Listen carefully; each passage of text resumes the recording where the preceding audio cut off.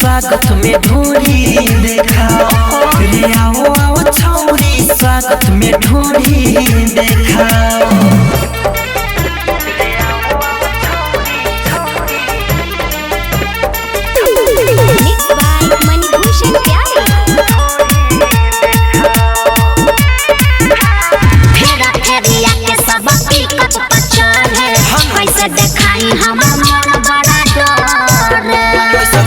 नाच वाली मन मानी करबे करी सबे बरतिया गाँव जुआ घर में करी बोला केतना घुमाई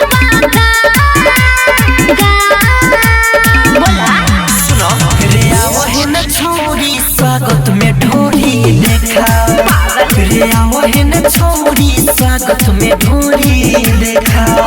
रे आओ आओ छोरी स्वागत में ढोरी देखा डीजे विकास सुन रही है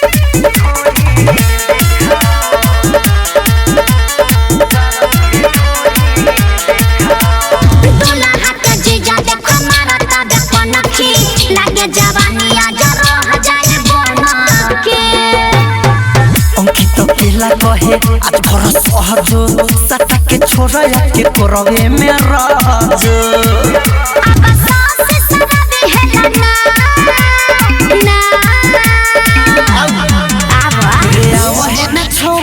स्वागत में ढोरी देखा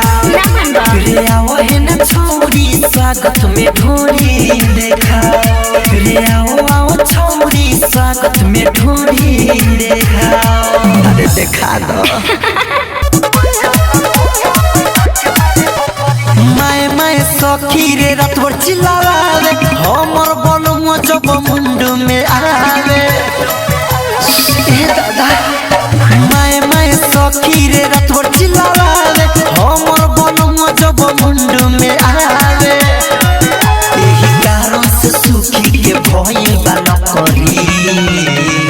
जब जब सखी बलुआ से टकरी बन जाला बोका बना के मारे बकरी जब जब सखी बलुआ से टकरी बन जाला बोका बना के मारे बकरी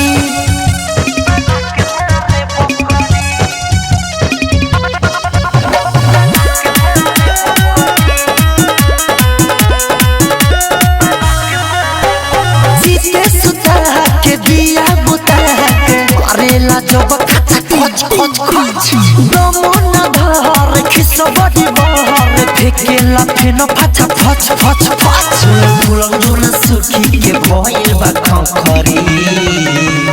जब जब सखी बलुआ से टकरी बन जाला बोका बना के मारे बकरी जब जब सखी बलुआ से टकरी बन जाला बोका बना के मारे बकरी